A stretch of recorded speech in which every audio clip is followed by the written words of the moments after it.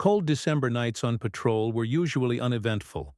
Silent streets, empty sidewalks, and the occasional call about a suspicious shadow that turned out to be nothing but a gust of wind. But this particular night in Ashton would prove different. Officer Ethan Walker thought he was simply checking a routine complaint, nothing more than strange noises near the abandoned train yard. Yet the moment he pulled his cruiser beneath the flickering streetlight and forced open that rusted cargo car, his life stopped for a beat. What waited inside was not the rusted junk or raccoons he expected. It was a German shepherd, tied cruelly with rope, body trembling, breath shallow, bruises and scars spreading across fur dulled by neglect. No collar, no tag, no sign of love. But hidden beneath the tangled mat of fur was something Ethan never imagined he would see. A faded serial tattoo etched into skin with permanence. A K9 unit number. This dog had once been a soldier, a protector, someone's partner. And yet someone had bound him, abandoned him, thrown him away like trash. Who had done this? Why would anyone discard a trained K9, an animal forged to save lives? But the most pressing question hung in the frosty air. What would Ethan do next? This isn't just another story. It's one that pulls directly at the chest, because sometimes the forsaken ones, the broken ones left behind by others, still carry the strength to rescue us when we least expect it. If you've ever believed in second chances, in redemption for both people and animals, stay with us to the very end. And tell us in the comments, have you ever rescued someone? Or have you ever been rescued yourself? The icy wind cut across the outskirts of Ashton, that rough industrial town in the far reaches of upstate New York. It was just past midnight. The December cold was sharper than knives, the kind of chill that made steel feel brittle, the kind that could rattle through bone. The old train yard stood like a cemetery of iron, boxcars long forgotten, windows smashed, paint peeling to expose rust. Sleet struck against Ethan's windshield in a steady rhythm as his patrol car crawled across. The perimeter. The quiet hum of the cruiser was the only sound in miles. Ethan Walker, 36, was a man who carried years heavier than his age. His body still held the lean lines of a runner, his movements quick but deliberate, and his short brown hair was already streaked with strands of gray at the temples. His storm-colored eyes could stay steady in the middle of accidents or raids, yet those same eyes would soften whenever they landed on his 7-year-old son, Liam. Ethan had already lived more lost than most. A little short of 2 years ago, his wife Lauren's life had been stolen in a sudden accident, leaving him a widower, leaving Liam without a mother. Those late-night patrols had become more than work. They became a kind of uneasy refuge, a thin barrier from grief. As he rolled slowly along the cold stretch of the rails, most of the place slumbered in silence, just as it usually did. But tonight, buried under the rattle of sleet, there came a sound, a faint, broken noise. Not the scrape of a branch, not the scratch of raccoons. It was closer, thinner, a whimper. Ethan's hands froze on the wheel. With practiced calm, he flicked off the radio, reversed, and stopped beneath a broken floodlight. He stepped out, flashlight in hand, the other palm brushing the handle of his sidearm. The night air slapped him at once, crisp and merciless. He drew up his coat collar and moved between hulking silhouettes of abandoned cars. Graffiti scarred the metal husks around him. Locks dangled rusted shut, unmoved for years. But one car, the bent shell of an old Southern Pacific cargo box, wasn't sealed. Its door sagged slightly ajar, and from inside came that fragile cry again. A weak, hollow whine. He pressed his shoulder and pushed. The hinges screamed in protest. The smell hit him harder than the cold. Musty metal, sour rot, and wet fur. His flashlight beam swept over the corner and stopped. There, folded up against the far side, was a German shepherd, curled small as though disappearing into itself, its fur filthy and clumped with dampness. Heavy rope was cinched, tight around its body, knotted with anger, looped and dragged to a rusted iron bar. The dog's hind leg bent at an unnatural angle. Its body trembled with shallow breath. Those eyes lifted to him, dull amber, filled not with fight, but with sheer pleading. Slowly lowering the flashlight, Ethan crouched to its level. His voice softened, almost breaking the cold silence. "Hey there, boy. It's okay. You're not alone now." A tiny whimper slipped out. No energy to growl, no strength to flee. Just a voice too tired to speak, yet too stubborn to die. Ethan reached gently for his utility knife. The rope was soaked stiff, dug so deeply into fur that angry red grooves pressed into the skin beneath. Old scars lined the coat, evidence this dog had endured violence before, maybe countless times. "You're tougher than you look," he muttered. His hands, steady from years of training, sliced knot by knot until the last frayed loop slipped, free. Still the dog did not leap away. It collapsed forward as if its very body had forgotten the act of standing. Without hesitation, Ethan shrugged out of his heavy patrol jacket, wrapping it over the dog. He scooped the fragile creature into his arms.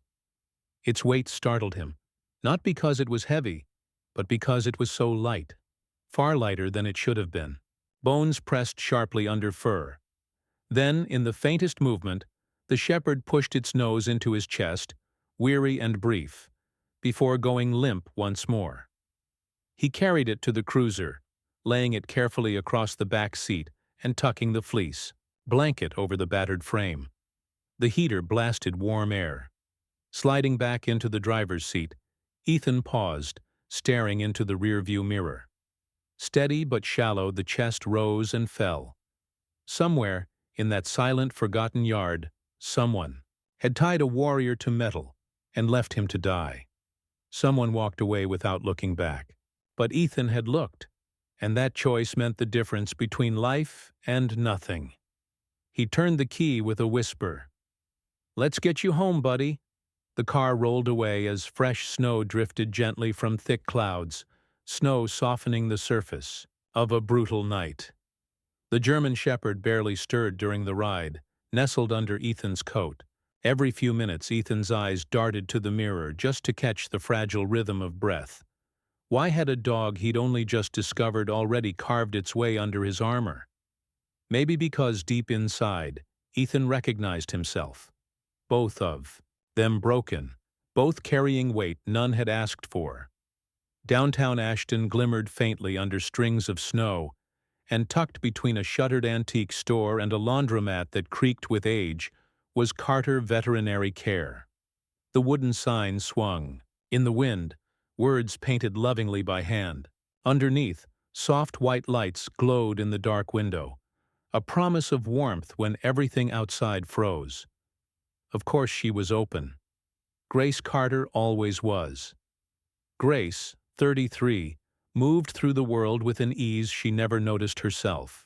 She was compact, hair a crown of auburn curls coiled back in a bun, scrub spotless even when speckled with paw prints, her presence carrying both steadiness and humor. She had spent years stitching wounds, cleaning scars, and carrying abandoned lives back into trust. When Ethan rang the bell, she peered through the glass, towel already in hand, one eyebrow lifted in weary amusement. "All right, Walker," she called. "Tell me it's not another reptile. If this creature has scales, I'm locking the door." Ethan's lips flickered just barely. "Not scales," he said. Then his voice lowered. "But plenty of scars." Grace followed him. When he opened the cruiser's rear door, her practiced calm cracked. "Oh," she breathed, reaching instinctively to help. "He's freezing. How long has he been like this?" "Don't know," Ethan admitted. "Found him tied in a cargo car, alone." Together they lifted the shepherd inside. Under the bright clinic lights, more injuries revealed themselves.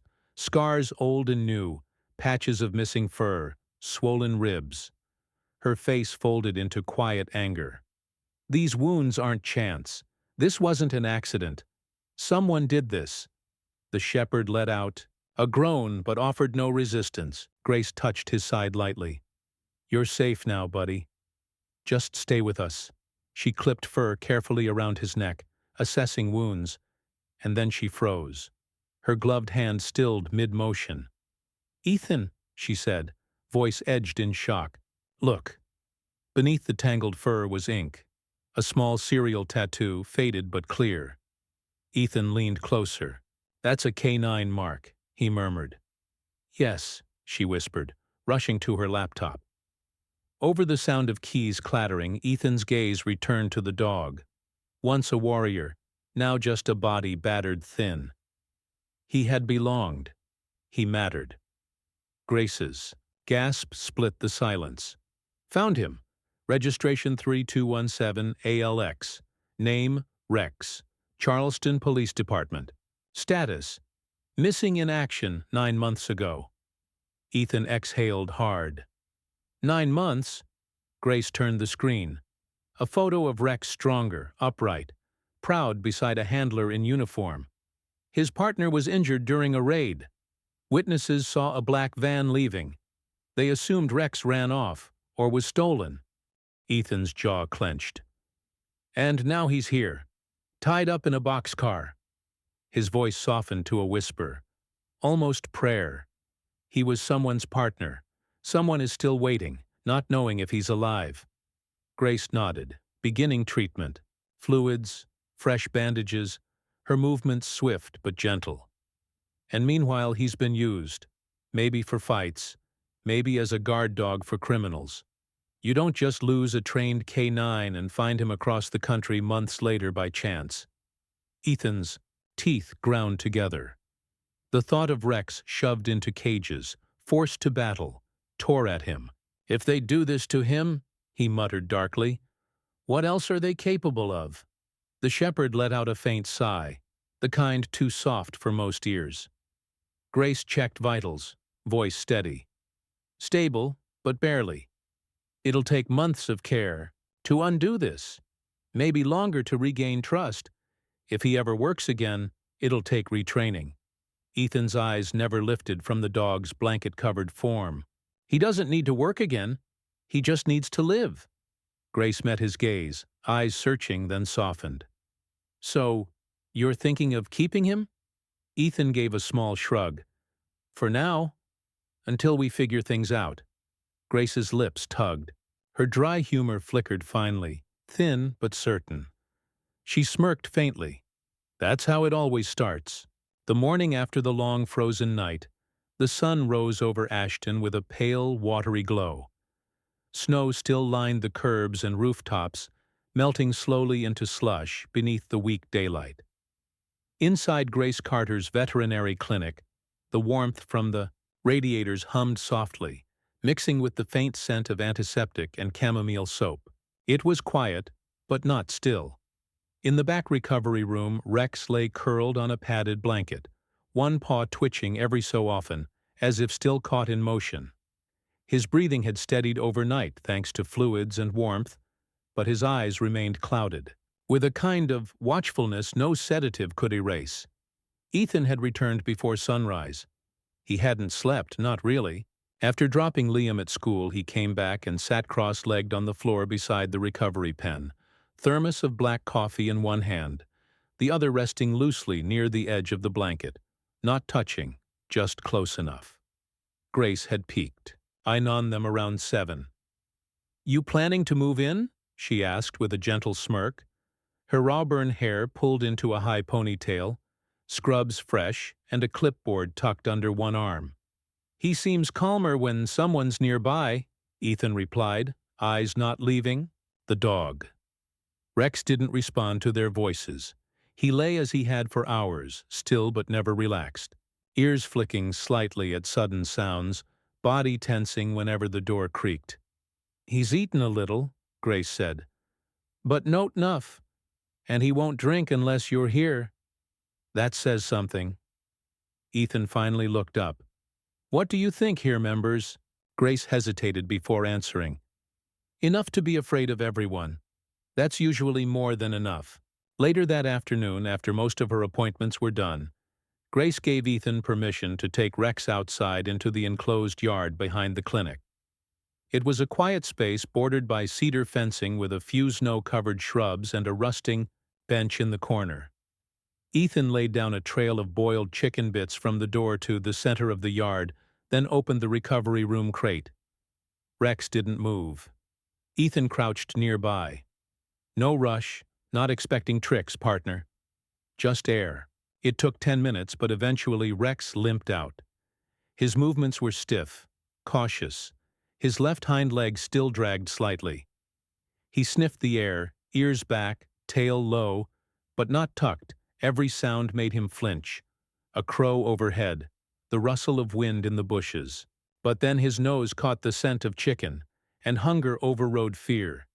He moved slowly along the trail, biting each piece in silence, never looking up. Grace watched from inside, arms folded over her chest. Her assistant, Margot, stood beside her. Margot, in her late 20s, wore thick glasses and had a gentle manner with animals, but rarely spoke above a whisper. "That dog's seen some bad days," Margot said softly. Grace nodded. "And now maybe he'll see better ones." By late evening, Rex had returned to his blanket in the recovery room. He still wouldn't let Grace touch him. Not fully, when she entered with a fresh gauze and antiseptic. He growled low, barely audible. Not a threat, a warning.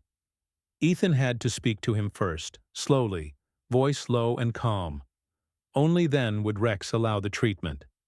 "He trusts your tone," Grace said. "Not just your face, your voice that matters." Ethan had started speaking to Rex like he would to a fellow officer. Not cooping, not commands, just presence. "You did good out there today," he said while helping Grace apply salve. "That yard, you owned it." Those bushes didn't stand a chance. Rex blinked slowly. A single thump of his tail hit the floor. That was the first time.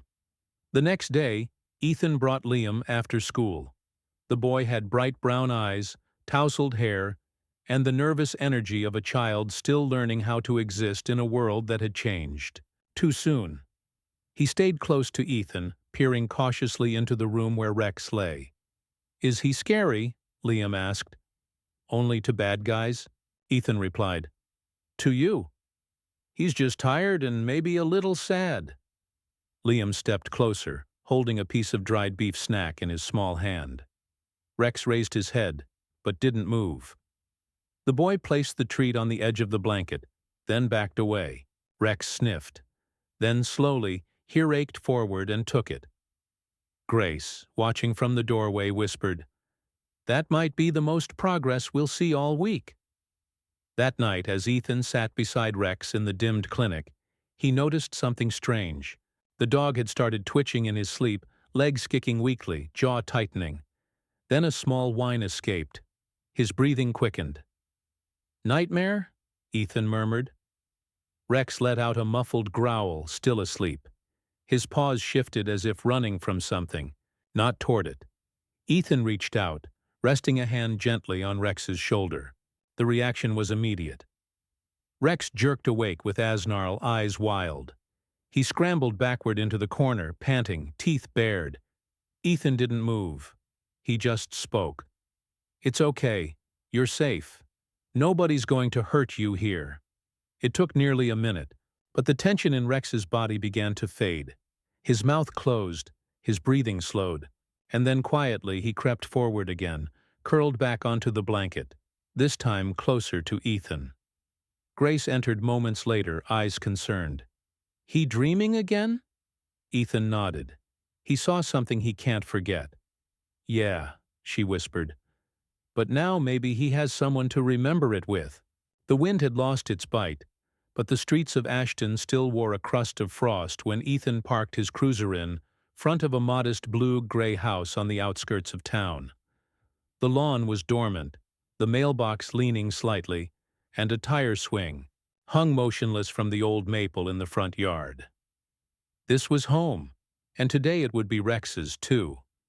Ethan stepped out of the car and opened the back door. Rex sat there, eyes alert but calm.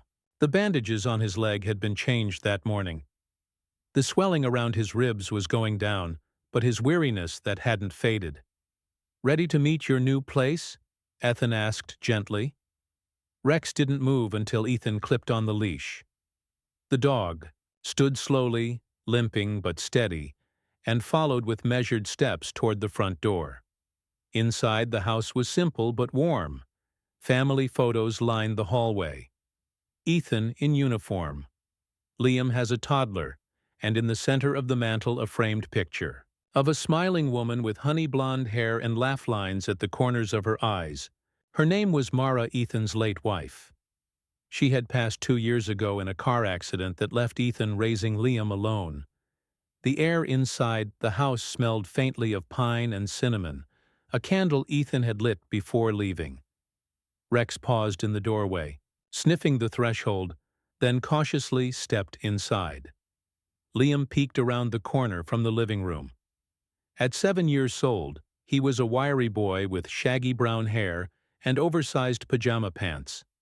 His arms clutched a green plush dinosaur, the seams frayed from years of nightly companionship. He looked up at Ethan, eyes wide. "Is that the dog from the train car?" "Yeah," Ethan said. "His name's Rex. He's staying with us for a while." Liam tightened his grip on the dinosaur. "Is he going to bite me?"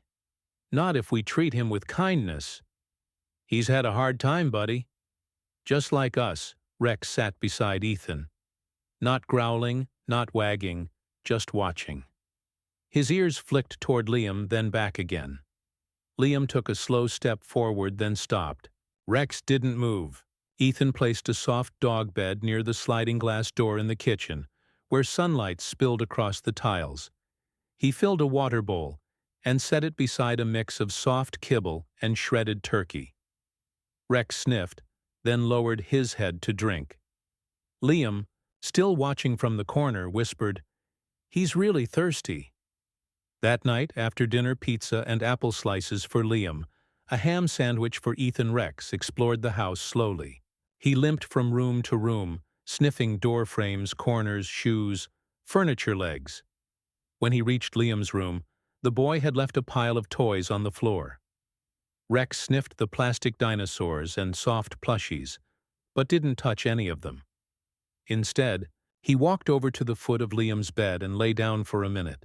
Then he rose and returned to the kitchen, settling on the dog bed, head resting on his front paws. Ethan sat on the couch with a stack of mail in his lap. Bills, flyers, one letter from the police department about an upcoming meeting. He set it aside and walked to the fridge. He took a photo out from the drawer and taped it on the fridge door. It was Mara holding Liam in one arm, waving at the camera with the other. Her smile lit up the entire frame. Rex raised his head and stared at the photo. Just stared, Ethan noticed. "Yeah," he said softly. "She had that effect on everyone." Rex looked at Ethan for a long moment, then slowly laid his head back down. No growl, not which, just silence. That night, Ethan let Rex sleep inside the house without the crate. The dog chose a spot by the front door. Not the bed, not near the fireplace, right by the door. When Ethan checked on him later, Rex was still awake, eyes open in the dark, staring at the knob like it might turn any moment. "It's okay," Ethan whispered. "No one's coming. You're not going back there." Rex didn't move, but his eyes blinked, slowly. In the middle of the night, Ethan was woken by the sound of claws against hardwood. He crept out of bed to find Rex pacing in the hall, nose low, tail still. "Night patrol?" Ethan asked. Rex stopped, looked at him, then resumed pacing. Ethan sat on the stairs, rubbing his eyes. "You don't have to stand guard anymore." But maybe he wasn't guarding. Maybe he was waiting for the people who heard him, or for someone who never came back. The next morning, Liam came downstairs, rubbing his eyes, still in pajamas. He padded into the kitchen and paused. Rex was lying beside the fridge, one eye half open. Liam crouched, sat down his green dinosaur gently in front of Rex, and said, "You can borrow this if you want. He helped me after Mom died." Rex lifted his head, sniffed the toy, and gave it one soft nudge with his nose. "His name's Spike," Liam added. Ethan watched from the hallway, something catching in his throat. Later that day, Ethan left for a short shift at the department, leaving Rex and Liam at home with Ethan's sister, Claire, a tall woman in her early 30s, with strong arms and a Boston accent that never faded. She had taken care of Liam many times before. Claire greeted Rex with a calm voice and a sideways glance. "So you're the one with trust issues, huh? Welcome to the club."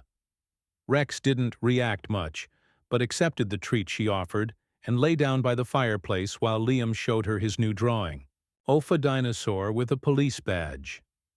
That night, Rex didn't sleep by the front door.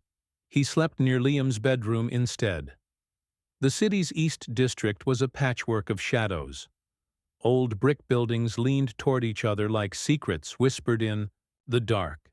Alleys stretched like ribs, filled with rusting bikes, stray cats, and broken glass that glittered like teeth under the moonlight. It was here, in the fringe, where even sirens hesitated to echo, that Ethan found himself chasing a suspect on foot. A local shop owner had reported strange movement near the back of his pawn store, someone digging through crates near midnight. Ethan responded alone, not expecting much. He brought Rex along, not as an official partner, but out of habit, a gut feeling. Rex trotted beside him with quiet alertness. His body had recovered well, muscle returning, scars fading, but Ethan hadn't yet made the decision to reinstate him as a full-duty companion. Too soon, maybe too risky. The radio crackled. "Unit 4. Suspect spotted heading north on Halden Alley." Ethan flicked his flashlight on, gun holstered for now. He moved fast, boots echoing over wet pavement. Then a blur. A man in a black hoodie darted across a fence, landed hard, and sprinted into the shadows. Ethan shouted, "Police! Stop! No use!" He bolted after him, heart hammering, breath turning to fog. Thiele split. Ethan veered right just in time to see the suspect vault over an overturned dumpster, and then Rex. The German Shepherd exploded past Ethan in assailant burst of speed. Muscles coiled, eyes locked, his body a missile of instinct and memory. The suspect glanced back, and that's when Rex leapt. It wasn't violent. It was precision. Rex tackled the man mid-stride, twisting his body just enough to send the suspect tumbling to the ground, then stood over him, growling low, teeth bared. Ethan arrived seconds later, gun drawn, voice firm. "Don't move." The man, scruffy, early 30s, stubble and a greasy ponytail, lifted both hands. He had a knife in his belt, but never got to touch it. Ethan kicked it aside and cuffed him quickly. Okay. The suspect gasped. "I didn't know you had a damn K9. Ethan looked down at Rex. "Neither did I." At the station, the suspect was identified as Michael Reeds, a repeat offender with burglary and assault prior. His knife had traces of residue, likely narcotics. Officers gathered around Ethan's desk, watching Rex with renewed interest. "You sure he's not already back on duty?" one of them joked. Detective Sarah Brennan, in her early 40s, sharp-featured Andalways wearing a tailored gray coat over her pantsuits, raised an eyebrow as she approached. She was known for her calm authority and piercing insight. "So," she said, sipping coffee, "your train yard rescue just outperformed half the rookies in this building." Ethan shrugged, but his voice softened. "He's not ready." "Not officially. He just saved your life, Ethan. If that doesn't count for readiness, I don't know what does." As Sarah walked away, one of the younger officers whispered, "Guess the cop dog is back." The nickname spread like fire through dry grass. That night, Ethan stood in the backyard, watching Rex sniff at Liam's soccer ball. Snow hadn't returned yet, but the wind bit like a warning. Ethan's mind wandered. Why had Rex acted with such certainty? He hadn't been ordered, no command, just instinct. Claire stepped out, wrapping a shawl around herself. "He doesn't wait by the door anymore," she said softly. Ethan nodded. "No, he's watching over us now. Maybe it's not about what he remembers," Claire continued. "Maybe it's about who he's becoming again." Ethan looked at Rex, who had settled on the porch, eyes alert, but at peace. The next morning, he filled out the form to begin official reinstatement proceedings for Rex. It would take weeks: training checks, paperwork, psychological clearance. But something inside him had already shifted. Rex wasn't just a dog that survived. He was choosing to serve again. The morning after the alley chase, Ethan sat at his desk, staring at the preliminary report. The suspect they'd apprehended had connections to an old gang tied to vehicle thefts and suspected dog trafficking across county lines. What caught Ethan's attention most wasn't the suspect. It was Rex. That moment in the alley wasn't random. Something about it felt triggered. Later that day, Ethan brought Rex to a new crime scene just outside the city, a warehouse fire where several abandoned vehicles were found. Detective Sarah Brennan was already there. Tall, lean, and sharply dressed, in a dark trench coat, Sarah had an eye for patterns others missed. Her black hair was tied in a neat braid, and she was known for her calm, analytical demeanor, forged after losing her partner in a raid years ago. She nodded as Ethan approached. "This one's messy," she said. "Lots of gasoline residue, but there's something else." Rex sniffed the ground.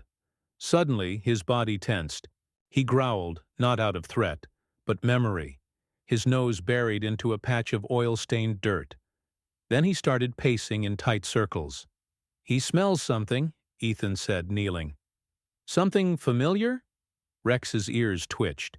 His tail was stiff.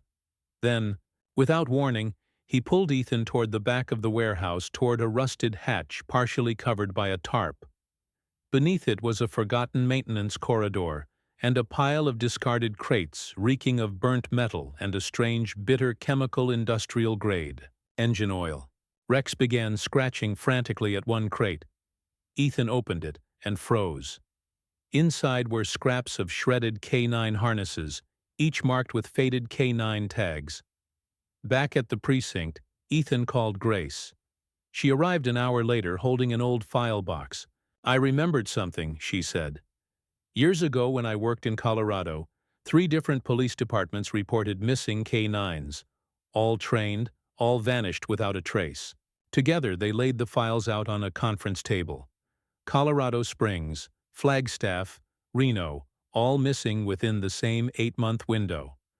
All German shepherds, all strong candidates for drug and bomb units, all under mysterious circumstances, disappearing off training grounds or during solo deployment." Grace pulled up a digital photo of one of the dogs. The resemblance to Rex was uncanny. Same age range, same build, different scar above the eye, but everything else aligned. "They're not just stealing dogs," Sarah murmured. "They're targeting K9 units." Ethan leaned back in his chair. "But why? These dogs are traceable. They have IDs, tattoos, microchips." "What if," Grace said slowly, "they're altering or erasing identities, retraining them for underground fights, smuggling, maybe even drugs?" Silence fell across the room. Rex lay nearby, eyes closed, but his ears perked at the mention of the word fights. Ethan walked over and gently laid his hand on Rex's back. "You remember, don't you?" Rex opened his eyes, dark and distant, haunted. Later that evening, Ethan sat alone at his kitchen table, staring at the evidence board he'd started taping to the wall. Threads ran between photosoft locations, names of missing dogs, sketches from witness statements. At the center was a photo of Rex taken from his vet intake file. Ethan whispered almost to himself, "You're not just a rescue, are you? You're a witness." just then aping from his laptop. Grace had forwarded an internal report from the ASPCA. A recent raid in Nevada had uncovered 3 dogs chained in a garage. 2 of them had matching training commands from police databases. One was confirmed to be a K9 missing since last winter. In the corner of one photo, the same type of engine oil container Rex had reacted to. The same gang. Ethan turned to Rex, who now sat silently beside him. Alert. We're going to find them. All of them. Rex didn't wag his tail. He just stared at Ethan with a gaze full of knowing. The sky hung low over the outskirts of Asheville that morning, a heavy gray veil that matched the mood in the precinct. Snow had begun to fall again, soft and unassuming, blanketing the streets in silence. But inside the police van, rumbling toward an abandoned warehouse at the city's edge, the atmosphere was tense. Officers in tactical gear checked their weapons, reviewed their roles, and glanced at one another, with quiet resolve. Ethan sat in the front, his gloved hand resting on the broad back of Rex, who stood at attention beside him. The German Shepherd, now fully recovered, had taken on a new energy in recent weeks, stronger, focused, almost like he knew this was personal. The tip had come in from a sting operation in the next county, a warehouse suspected to be a holding site for stolen K9 units. Grace had been the one to make the connection, linking details from Rex's past to the pattern of disappearances in 3 states. Now Ethan and his team were about to find out if those leads were true. Detective Sarah Brennan, wearing her black tactical jacket and her hair pulled into a tight braid, nodded at Ethan. Warehouse is 3 blocks up. No movement outside. Looks quiet. Ethan looked down at Rex. You ready, partner? Rex let out a low, focused growl and pressed forward, his nose twitching as the van slowed to a crawl. The raid began with controlled precision. Officers moved in through the front and side entrances, sweeping the hallways with silent efficiency. But it was Rex who picked up the scent first, an oil-stained trail that veered sharply toward the lower corridor. He barked once, then darted ahead. "Follow him!" Ethan shouted, sprinting after the dog. Sarah and 2 other officers flanked him. The hallway descended into a wide industrial basement. The air was thick with grease, rust, and something more gut-wrenching fear. Caged whimpers echoed faintly in the distance. Rex skidded to a halt in front of a heavy steel door and barked furiously. Ethan pushed it open. Inside were rows of metal cages, 6 of them, each holding a dog. Some were scarred, some thin and trembling, but all were silent until they saw Rex. Then one dog, grizzled and gray around the muzzle, stood and let out a long, weak howl. Rex barked back loud and sharp, as if recognizing an old comrade. Ethan approached the cages slowly. The older dog had cloudy eyes and a long scar over one hip. A faded leather collar still hung from its neck, barely legible. K9 Delta. The moment. Stretched, sacred and heart-wrenching. Rex paced around the cage, tail wagging in tight circles, whimpering with urgency. Ethan knelt beside him. "This was one of yours, wasn't it?" Meanwhile, upstairs, theirest of the unit had flushed out 3 suspects. One fled into the machine room. Ethan received the call on his radio, nodded to Sarah, and rushed to assist. The machine room was a mess of moving belts and stacked crates. Ethan crept in cautiously. A figure jumped from behind, swinging an iron pipe. Before Ethan could react, a flash of fur bolted through the side. Rex launched himself into the attacker, knocking him sideways. The pipe clattered to the floor. Ethan spun and cuffed the man, heart hammering. "You saved my life again," Ethan whispered, rubbing Rex's neck. The dog panted, eyes alert but calm. He wasn't just remembering pain anymore. He was rewriting his purpose. Back in the basement, officers had begun cataloging the dogs, scanning for microchips, and preparing transport to the veterinary unit. As each cage opened, The animals hesitated until Rex approached and sniffed them gently, like a silent assurance that they were safe. Now, one officer, Sergeant Bill Harrow, an older man with thick white eyebrows and a permanent limp, stood motionless. In front of a cage, tears brimmed in his eyes. "Charlie," he choked. The dog inside let out a low, familiar whine. Then recognition sparked, and the old canine limped to the bars, tail wagging madly. Harrow fell to his knees, pressing his forehead against the cage. "You've been gone 2 years, buddy," they said. "You were dead."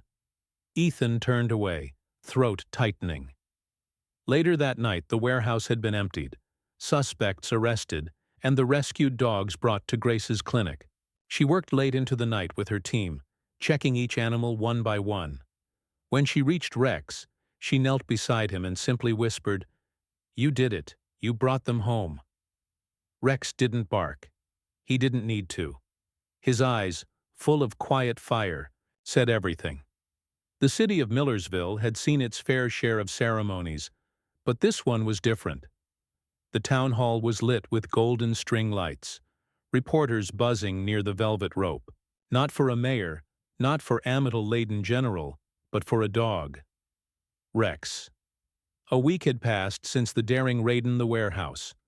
The department had made arrests, rescued the captured K9s, and uncovered a trafficking network that spanned 3 states. But the heart of the story, the symbol that united officers and citizens alike, was a German shepherd who had once been tied and left for dead. Rex sat beside Ethanon, the small stage erected in front of the courthouse steps. He wore a navy blue, collar embroidered with gold thread, a fresh badge hanging from it. His posture was proud, eyes alert, but calm. It was the first time he stood before a crowd without the tension of fear gripping his frame. Ethan adjusted his dress blues. He looked down at Rex, a quiet smile tugging the corner of his mouth. "You ready for this, partner?" Rex let out a soft huff. The mayor, a heavy-set man in his 60s named Thomas Bear, stepped to the podium with gray hair combed neatly and glasses perched on his nose. He cleared his throat before the microphone. "Ladies and gentlemen, today we honor bravery. Not the kind forged in steel or weapons, but the kind born of loyalty, survival, and redemption. Rex, the dog who saved lives, uncovered the past, and reminded us all that every soul deserves a second chance." Applause roared. Camera flashes bathed the small platform in bursts of light. Ethan crouched beside Rex, placing a hand gently on the dog's shoulder. Then came Liam. The 7-year-old had insisted on speaking. Wearing a white button-down shirt tucked into slightly wrinkled khakis, he held a velvet box. His blonde hair had been combed for once, and his freckled face shone with nervous pride. He stepped up to the microphone, cleared his throat, and opened the box. Inside was a custom collar, black leather with a silver nameplate that read in bold lettering, "Rex, our hero." "Rex isn't just a police dog," Liam said, his voice small but clear. "He's family. He helped my dad. He helped people. And he helped me not be scared of the dark anymore." There was silence, then a standing ovation.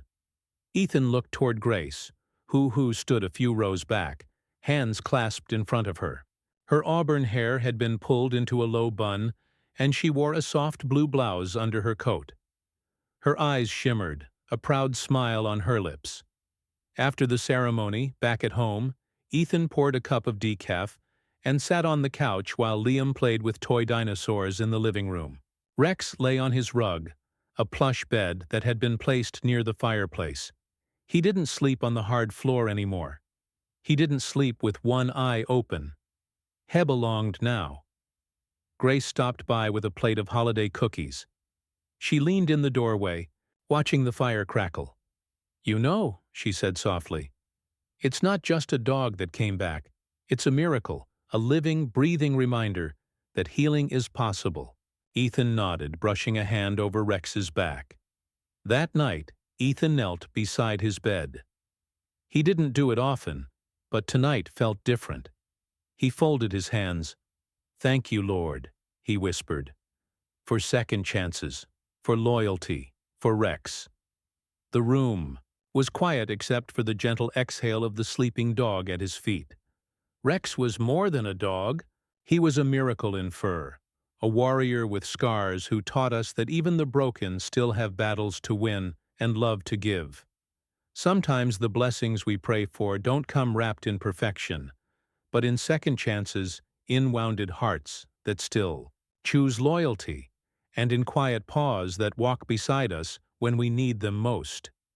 Let this story remind you, no matter how lost you feel, you are never abandoned in the eyes of God.